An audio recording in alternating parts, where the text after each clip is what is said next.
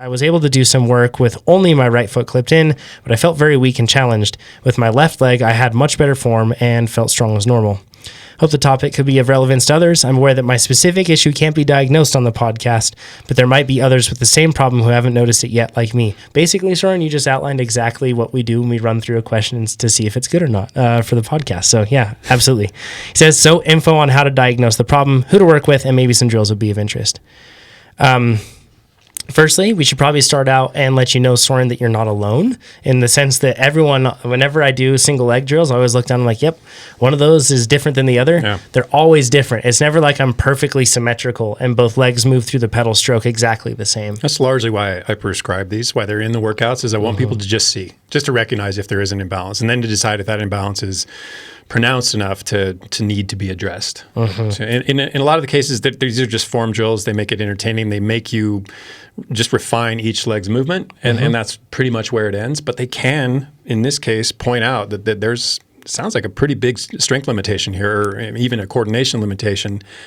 Yeah. Sure. Do you want to go into especially because the difference in the quad sizes? Yeah, exactly. I guess affecting performance, that's kind of like one thing, right? Like, because all of us have a certain imbalance, and we'll get into imbalances in just a little bit, but all of us have a little bit of an imbalance. But does it really affect performance, I guess is the question. Does it impact your performance as a bike rider, and does it impact your mobility as a human? Does this cause pain? Have you recognized that, one quad is overdeveloped, and because of that, it's doing something to your hip, which is doing something to your low back, which is doing something to your neck, which is doing something to the way you carry your head, et cetera. Does it carry, and does it cause problems? In which case, absolutely needs to be addressed by in this case, probably a physical therapist or someone along those lines. Yep. And these activation drills aren't the worst way to go about addressing it. In terms of the coordination, and then in terms of the muscle imbalance, the different size quadriceps, you can just give unilateral strength training a shot. I'd probably want to know why there's such a discrepancy between my two legs before I just started, doing split leg squats or something. Things at it. But you can just address it via strength training if you think that it might be as simple as you just neglect that side and rely too heavily on the left side to carry the right side. Yeah. It's kind of interesting on the like, I'm not 50-50. I don't know. Do you know what you are, Nate? 50-50. You're 50. Really? Perfectly balanced. Yeah, but I can't do leg drills the same on both sides. It still looks different, right? Yeah. Yeah. That's normal. Don't sweat it. Yeah, I'm not 50-50. And many people I know are not 50-50. And it's not something that even when I had my knee injury and everything else, if I had kind of chased that rather than just chasing being a healthy person, because that's what I needed to do, I feel like if I was chasing that number and using that as a benchmark to see if I was back to normal yet, would have been actually detrimental, because I feel I would have probably put unnecessary focus on one thing or another. Instead, I just focused on making sure that I was a mobile and healthy person. Yeah, I just don't know what the performance impact of having a perfect 50-50 split is ever going to be. Yeah, exactly. No one knows. Yeah, no one does. That's the thing. It's really tricky. There's high-level pros that aren't 50-50 or best in the nation. Yeah, totally. I feel like it's like a metric that we do have, but should we have it? Yeah. We don't show it on purpose. We get requested to show it a lot. Yeah. People get obsessed over it. Yes. They're like 49-50, and you just concentrate the whole workout. Like, let me get this 1% higher. Yeah.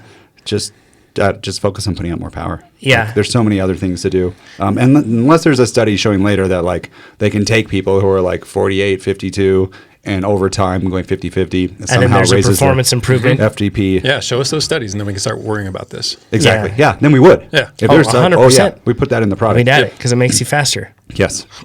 We're all about that. So, thanks, Jonathan. Yeah. But right, I mean, there's, I don't know. People are probably going to give me it's a flack touchy for this, subject. but yeah. Yeah. Also, a lot of mine drifts and mine changes throughout longer rides. In fact, swap sides. Sure. Yeah. Like at Leadville, for example, I was looking at it, and I think that I started out at 46, or no, my 48, 52. and then I ended up shifting, and it ended up flip-flopping, and then it ended up coming back. I'm not talking about like specific moments, but like trends over the ride. And my legs are fine. Like it wasn't like I had any sort of like legs going crazy, one kind of hatcheting all over the place. And it's also worth saying that even though I don't think that it's like beneficial or a good thing to have, I see a lot of people like there's an old guy I think of that rides in this region. He's been riding forever, and his knees just are like hatcheting inward and outward. Like it looks really bad, but he's been doing it for years and he's okay. So it happens to work for him. So once again, don't panic because you're not perfect 50-50, and don't panic because your legs look different in single leg drills.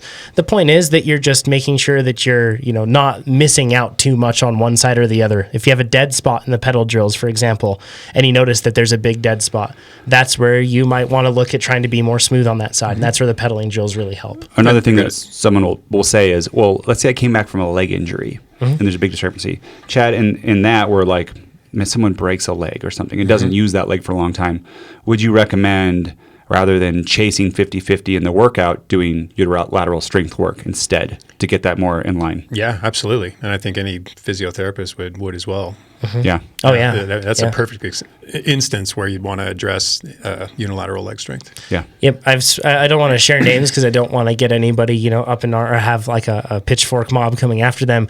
But very highly known physiotherapists that I've spoken to have said that they have told their athletes to entirely disregard whatever numbers they have in terms of balance and instead just focus on being a functional, healthy person and then getting faster on the bike, kind of like separating the two, rather than worrying about it. Because, man, otherwise, like you'll obsess over it and then you'll constantly be, and a good friend of mine, I remember he got his first dual-sided power meter and then he just was panicked and focusing on it. And then he ended up getting to a point where he was like, now my knee hurts. It's like, so. This reminds me of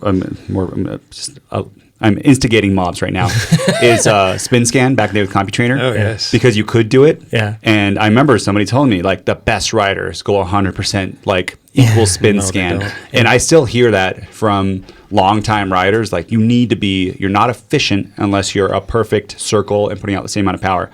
Well, the best riders in the world actually don't ride that way. Right. It's true. And it's not actually something you need to train for. Or need to even address. Like, totally. We could also put that in the product, but we don't because it's not something we think you should chase. It's like a perfect spin. Yeah, exactly. Yeah. Nate says, I just feel like, look at YouTube comments right now. The forum's catching on fire right now, actually. Yeah. If you like that video, you should subscribe to our channel. There's more where that came from. And even like the video down below with a thumbs up or leave us a comment. If you want to see race analysis videos, click right over here. And if you want to get your coaching questions answered, click over here. And if you want to become a faster cyclist, head over to TrainerRoad.com. It works. Trust us. Just trust us. We guarantee it. Oh, yeah. Or your money back. It's true. Take us up on it.